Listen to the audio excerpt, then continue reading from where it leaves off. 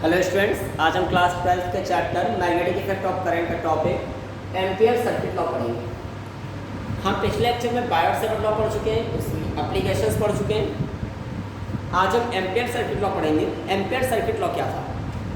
तो Biot-Savart law ने हमें बताया था कि किस तरह से हम मैग्नेटिक फील्ड फाइंड करते हैं। बायोट-सेवर्ट लॉ की हेल्प से हमने ये पढ़ा था, बायोट-सेवर्ट लॉ की हेल्प से हमने ये पढ़ा था कि हम किस तरह से करंट कैरिंग कंडक्टर की वजह से करंट कैरिंग कंडक्टर की वजह से क्या फाइंड करते हैं? मैग्नेटिक फील्ड फाइंड करते हैं। ये बायोट-सेवर्ट लॉ की हेल्प से हमने पढ़ा था कि किसी करंट कैरिंग कंडक्टर की वजह से मैग्नेटिक फील्ड कैसे फाइंड करते हैं। ये बायोट-सेवर्ट के लॉ से हमने पढ़ा था और इसके हमने एप्लीकेशन भी पढ़ी थी। अब हम पढ़ेंगे एम्पियर सर्किट लॉ। देखिए, एम्पियर भी एक साइंटिस्ट है। जिस तरह से बायोट-सेवर्ट एक साइंटिस्ट है, उन्होंने हमें बताया था कि किस तरह से करंट कैरिंग कंडक्टर की वजह से हम मैग्नेटिक फील्ड फाइंड करते हैं, उसी तरह से एम्पियर ने भी हमें यही बताया था कि अगर कोई करंट कैरिंग कंडक्टर हो तो उससे हम किस तरह से मैग्नेटिक फील्ड फाइंड करते हैं। अभी तक हमें सिर्फ एक ही लॉ पता था, जो कि था बायोट-सेवर्ट लॉ। अब हमें एक लॉ और पता चलेगा जिसको हम बोलते हैं ampere circuital law. Ampere circuit law की हेल्प से भी हम किसी करंट कैरिंग कंडक्टर की वजह से मैग्नेटिक फील्ड फाइंड कर सकते हैं। क्या था एम्पियर सर्किट लॉ? एम्पियर ने बताया था कि अगर किसी वायर में करंट फ्लो हो रही हो, अगर हम ये कोई वायर लें और ये मान के चले इसमें करंट आई फ्लो हो रही है, किसी वायर में अगर करंट फ्लो हो रही है तो इसके सराउंडिंग एक मैग्नेटिक फील्ड जनरेट होगा। इसके सराउंडिंग एक मैग्नेटिक फील्ड जनरेट होगा, इसके चारों ओर एक मैग्नेटिक फील्ड जनरेट होगा, इसके चारों ओर एक मैग्नेटिक फील्ड जनरेट होगा। ये मैग्नेटिक फील्ड कितना होगा और किन चीज़ों पे डिपेंड करेगा? ये मैग्नेटिक फील्ड होगा कितना, ये कैसे हम फाइंड करेंगे और किन चीज़ों पे डिपेंड करेगा? तो एम्पियर ने एक चीज़ और देखी। उन्होंने कहा कि अगर हम जैसे मान के चलिए, अगर ये कोई वायर है, वायर से हम दूर हो तो मैग्नेटिक फील्ड कुछ ना कुछ इसका अमाउंट होगा, कोई ना कोई मैग्नेटिक फील्ड होगा। उन्होंने कहा लेकिन अगर वायर के पास ही हम आए तो मैग्नेटिक फील्ड ज़्यादा पावरफुल होगा, यहाँ पर मैग्नेटिक फील्ड ज़्यादा स्ट्रॉन्ग होगा। वायर के और पास आए तो मैग्नेटिक फील्ड और स्ट्रॉन्ग होगा। यानी जैसे जैसे वायर के हम पास आएंगे वैसे वैसे मैग्नेटिक फील्ड स्ट्रॉन्ग होता जाएगा। यानी वायर के सराउंडिंग, वायर के चारों तरफ, अगर ये कोई वायर लें, वायर के चारों तरफ जैसे जैसे हम पास आएंगे वैसे वैसे मैग्नेटिक फील्ड स्ट्रॉन्ग होता जाएगा, और जैसे जैसे हम दूर जाएंगे यानी ये सर्कमफ्रेंस बड़ा होता जाएगा वैसे वैसे मैग्नेटिक फील्ड वीक होता जाएगा। तो उन्होंने कहा कि मैग्नेटिक फील्ड, अब देखिए यहाँ पे मैग्नेटिक फील्ड स्ट्रॉन्ग है लेकिन ये सर्कमफ्रेंस सबसे छोटा है। यहाँ पे मैग्नेटिक फील्ड थोड़ा सा वीक है, सर्कमफ्रेंस थोड़ा सा बड़ा है। यहाँ पर मैग्नेटिक फील्ड बहुत ज़्यादा वीक है लेकिन सर्कमफ्रेंस और ज़्यादा बड़ा है। यानी अगर सर्कमफ्रेंस बड़ा होगा तो मैग्नेटिक फील्ड छोटा होगा, अगर सर्कमफ्रेंस छोटा होगा तो मैग्नेटिक फील्ड स्ट्रॉन्ग होगा। यानी दोनों अपोजिट है। कौन कौन अपोजिट है? मैग्नेटिक फील्ड भी, और ये जो सर्कमफ्रेंस मतलब लेंथ, इसकी लेंथ, उसके सराउंडिंग लेंथ, यानी ये वायर है तो वायर के चारों ओर का ये पेरिफेरी, यानी उसके चारों ओर की ये लेंथ, सर्कमफ्रेंस। तो एम्पियर ने क्या कहा? एम्पियर ने कहा कि मैग्नेटिक फील्ड बी और सर्कमफ्रेंस, यानी इसके चारों का जो सर्कमफ्रेंस है उसको उन्होंने छोटी सी लेंथ dl ले ली। फिलहाल छोटे के लिए उन्होंने सॉल्व किया कि अगर हम इसके चारों कोई छोटी सी लेंथ dl लें तो उन्होंने कहा कि मैग्नेटिक फील्ड बी और सर्कमफ्रेंस dl का जो प्रोडक्ट होगा ये कांस्टेंट होगा, ये कांस्टेंट होगा। मतलब ये हुआ कि अगर हम एक चीज़ बढ़ाएंगे, अगर हम चाहते हैं कि बी हमारा स्ट्रॉन्ग हो तो हमें इस dl को छोटा करना पड़ेगा। छोटा करने का मतलब ये जो वायर है वायर के पास आना पड़ेगा, वायर के पास ही चक्कर लगाना पड़ेगा। अगर हम चाहते हैं कि dl हमारा बड़ा हो, यानी dl को अगर हम बढ़ा रहे यानी हम इस वायर से थोड़ा दूर गए तभी तो dl बड़ा होगा, हम वायर से दूर गए तभी तो dl बड़ा होगा। अगर हम वायर के दूर चले गए तो मैग्नेटिक फील्ड क्या हो जाएगा? छोटा हो जाएगा। यानी दोनों एक दूसरे पर डिपेंड कर रहे हैं। कैसे? अगर हम b को चाहे बड़ा हो तो dl हमें छोटा करना पड़ेगा, अगर हम dl को बड़ा करना चाहते हैं तो b हमें छोटा करना पड़ेगा। लेकिन दोनों का प्रोडक्ट हमेशा कांस्टेंट होगा। अगर एक चीज़ बड़ी होगी तो एक चीज़ छोटी होगी, लेकिन दोनों का प्रोडक्ट हमेशा कांस्टेंट होगा। और ये कांस्टेंट डिपेंड किस पे करेगा? ये कांस्टेंट डिपेंड करेगा करंट पर, ये कांस्टेंट डिपेंड करेगा करंट पर। ऐसा हमें एम्पियर ने बताया। एम्पियर ने कहा कि अगर किसी वायर में करंट फ्लो हो रही हो तो उसके सराउंडिंग मैग्नेटिक फील्ड तो जनरेट होगा, उसके सराउंडिंग मैग्नेटिक फील्ड जनरेट होगा। लेकिन जो चारों ओर उसके मैग्नेटिक फील्ड जनरेट हो रहा है, ये अगर हम वायर, जिस वायर में करंट फ्लो हो रही है, अगर वायर के हम पास ही चक्कर लगा रहे हैं तो मैग्नेटिक फील्ड स्ट्रांग होगा। वायर से हम दूर गए, जैसे जैसे वायर से हम दूर जाते जाएंगे वैसे वैसे मैग्नेटिक फील्ड वीक होता जाएगा, यानी वायर से दूर जाने पे ये पेरिफेरी उसकी बढ़ जाएगी, यानी उसका सर्कमफ्रेंस बढ़ जाएगा। जहाँ पे हम चक्कर काट रहे हैं, जहाँ पे चक्कर काट रहे हैं सर्कमफ्रेंस बढ़ जाएगा, मतलब डीएल बढ़ गया। डीएल का मतलब लेंथ बढ़ गई। तो अगर दूर जाए तो बी कम होगा तो डीएल बढ़ेगा, बी बढ़ेगा तो डीएल कम होगा, यानी दोनों एक दूसरे पर डिपेंड कर रहे हैं, लेकिन दोनों का प्रोडक्ट हमेशा कांस्टेंट होता है जो कि करंट पर डिपेंड करता है। तो क्या सिर्फ करंट पर डिपेंड करता है? तो उन्होंने अपने कई सारे एक्सपेरिमेंट से देखा कि सिर्फ करंट ही नहीं डिपेंड कर रहा है, बल्कि इस बात पर भी डिपेंड करता है कि इस वायर के चारों ओर कौन सा मीडियम है, इस वायर के चारों ओर कौन सा मीडियम है। तो अगर मीडियम एयर हो, अगर मीडियम एयर हो तो करंट के साथ साथ डिपेंड करेगा, करंट के साथ साथ डिपेंड करेगा म्यू नॉट पे। म्यू नॉट क्या है? परमेबिलिटी। म्यू नॉट क्या है? परमेबिलिटी। यहीं से एम्पियर ने अपना लॉ दिया, जिसको बोलते हैं एम्पियर सर्किटल लॉ। तो एम्पियर का लॉ क्या था?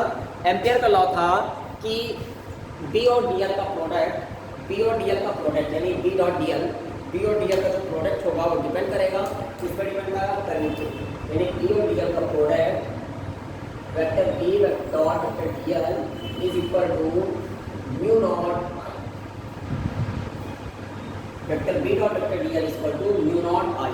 ये एक छोटी सी लेंथ के लिए, एक छोटी सी लेंथ के लिए, लेकिन अगर पूरा सर्कमफ्रेंस है, पूरे के लिए यहाँ पे क्या हो जाएगा? इंडिकेशन। पूरे के लिए क्या हो जाएगा? इंडिकेशन। तो ये था एम्पियर सर्किटल लॉ। ये क्या था? Ampere circuital law.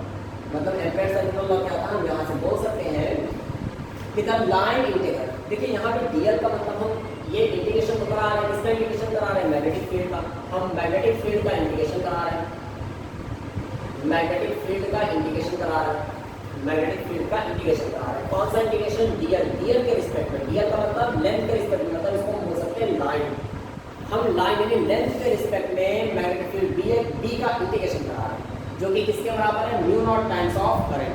तो the line integral of magnetic field B is equal to the mu naught times of current I, या टोटल करंट आई। यानी किसी भी क्लोज पाथ में, देखिए पाथ कैसा होना चाहिए? जो भी हमने वायर लिया है, वायर के चारों ओर हमें एक क्लोज पाथ लेना है, और जो भी हमें डिफरेंशियल देंगे किसी क्लोज पाथ के लिए देंगे।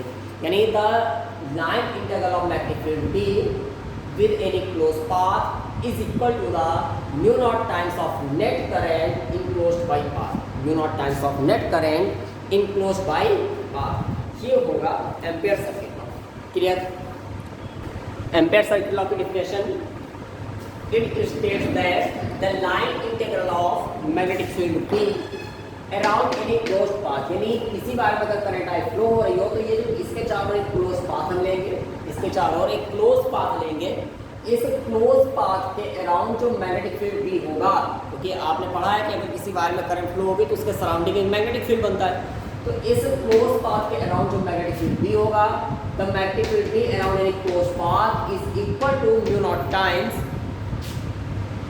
The total current threading the close path. यानी इस वायर के सराउंडिंग जो मैग्नेटिक फील्ड B बनेगा, उस मैग्नेटिक फील्ड B का लाइन इंटीग्रल जो होगा वो करंट I का म्यू नॉट टाइम्स होगा, वो करंट I का म्यू नॉट टाइम्स होगा। बस हमें इतना याद रखना है कि मैग्नेटिक फील्ड B और डीएल का जो प्रोडक्ट होता है वो कांस्टेंट होता है, और किस पे डिपेंड करता है? करंट I पे।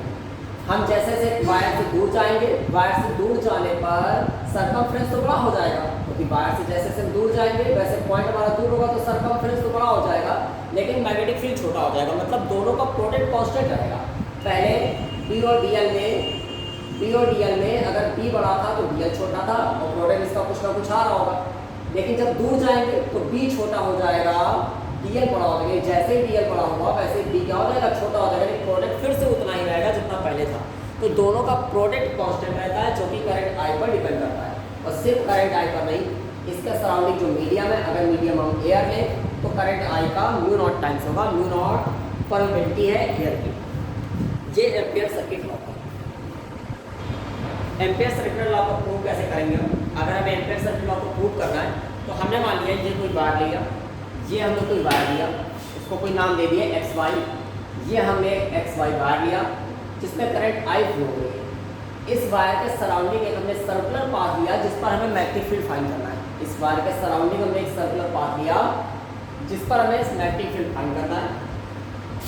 जो सर्कुलर पाथ है उसकी रेडियस मान लेते हैं स्मॉल r है, यानी इस वायर से कुछ डिस्टेंस पर कोई पॉइंट P है, इस पॉइंट P पर हमें मैग्नेटिक फील्ड फाइंड करना है। तो यहाँ पे जो मैग्नेटिक फील्ड होगा डिस्टेंस के, आप जानते हैं मैग्नेटिक फील्ड कैसे निकालेंगे। तो अगर हम फॉर्मूला यूज करें, यानी जहाँ करंट जा रही है तो करंट ऊपर की तरफ जा रही है, हमको करंट एक्शन रखना है, हमको रखना करंट एक्शन में, फिंगर्स को मोड़िए, हमको रखिए करंट एक्शन में, फिंगर्स को मोड़िए, यानी मैग्नेटिक फील्ड ऐसे आएगा। फिंगर्स को मोड़ेंगे, फिंगर्स को मोड़ते हुए ऐसे आएंगे, मतलब एंटी क्लॉकवाइज, यानी मैग्नेटिक फील्ड इसमें ऐसे जाएगा। ऐसे मैग्नेटिक किसी वायर में देखिए, अगर मैग्नेटिक फील्ड कैसे निकालते हैं, अगर इस वायर में करंट फ्लो हो रही है, इसमें मैग्नेटिक फील्ड निकालना है, तो अपने थंब को रखिए करंट डायरेक्शन में और फिंगर्स को मोड़ दीजिए। जैसे फिंगर्स मुड़ेंगी वो डायरेक्शन होगी मैग्नेटिक फील्ड की। तो यहाँ पे अगर करंट ऊपर जा रही है और फिंगर्स को ऐसे मोड़ें, तो ऐसे जब फिंगर्स मुड़ेंगे तो ये ऐसे मैग्नेटिक फील्ड की डायरेक्शन बनेगी। ठीक है, तो यहाँ पर भी ऐसे ही देखिए, करंट ऊपर जा रही है, इस वायर में हमने करंट को रखा ऊपर की तरफ, यहाँ पे करंट ऊपर जा रही है, हमने करंट रखा थंब और फिंगर्स को मोड़ दिया, यानी ऐसे मैग्नेटिक फील्ड जाएगा। देखिए ऐसे मैग्नेटिक फील्ड बढ़ता हुआ आगे बढ़ेगा। और यहीं में छोटी सी लेंथ हमें डीएल में, छोटी सी लेंथ कितनी है डीएल। तो इस छोटी सी लेंथ डीएल के रिस्पेक्ट में अगर मैग्नेटिक फील्ड का इंटीग्रेशन कराएं, क्योंकि हमें तो मैग्नेटिक फील्ड इस पूरे लूप के लिए चाहिए, हम हमेशा छोटे के लिए सॉल्व करते हैं, पूरे के निकाल लेते हैं। तो इस छोटी सी लेंथ के रिस्पेक्ट में मैग्नेटिक फील्ड कितना होगा, इस छोटी सी लेंथ के रिस्पेक्ट में मैग्नेटिक फील्ड होगा बी डीएल। छोटी सी लेंथ के रिस्पेक्ट में जो मैग्नेटिक फील्ड होगा वो कितना होगा, vector B dot vector dl. लेकिन अगर हमें इस पूरे सर्कुलर पाथ के लिए मैग्नेटिक फील्ड चाहिए तो उसका हम इंटीग्रेशन करा देंगे, integration of vector B dot vector dl, जो कि कितना होगा, ये सॉल्व होगा vector A dot vector B, आपने फॉर्मूला पढ़ रखा है A B cos theta, scalar product, तो यहाँ से आ जाएगा B dl cos theta, B dl cos theta. Theta किसके, इसके लिए इसका एंगल है पी और डीएल के। तो अगर हम पी और डीएल की बात करें, दोनों सेम डायरेक्शन में। कैसे सेम डायरेक्शन में, जो डीएल होगा इस छोटी सी लेंथ का वो भी टेंजेंशियल होगा, इस छोटी सी लेंथ में जो डीएल होगा इस छोटी सी लेंथ में यहाँ से यहाँ तक वो भी टेंजेंशियल है, इधर जा रहा है, और मैग्नेटिक फील्ड डी भी हमारा टेंजेंशियल है, इधर ही जा रहा है। दोनों के बीच का एंगल सेम जीरो होगा, यानी थीटा जो होगा वो जीरो होगा, और cos जीरो की वैल्यू आप जानते हैं कौन होता है, cos जीरो वाली कितनी होती है। कैसे होगा फिर समझिए, ये जो डीएल है यहाँ की छोटी सी लेंथ जो डीएल है वो टेंजेंशियल है, और मैग्नेटिक फील्ड डी जो है वो भी हमारा टेंजेंशियल इधर ही जा रहा है, तो दोनों के बीच का एंगल जीरो होगा, cos जीरो की वैल्यू 1 होती है। तो यहाँ से हमारा बनेगा vector B dot vector DL, integration of vector B dot vector DL equal to integration of D DL. यहाँ पर जो पी है वो मैग्नेटिक फील्ड है, किसकी वजह से, एक स्ट्रेट करंट कैरिंग कंडक्टर की वजह से। तो we know that magnetic field due to straight current carrying conductor, we know that magnetic field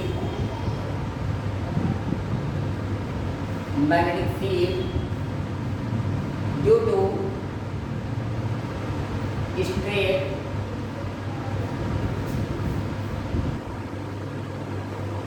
current carrying conductor. हमें पता है स्ट्रेट करंट कैरिंग जो कंडक्टर होता है उसकी वजह से जो मैग्नेटिक फील्ड आता है, स्ट्रेट करंट कैरिंग कंडक्टर, ये पीछे हमने बायोट-सावर्त लॉ की एप्लीकेशन में पढ़ रखा है कि स्ट्रेट करंट कैरिंग कंडक्टर की वजह से magnetic field D equal to होता है mu naught upon 2 pi I upon are.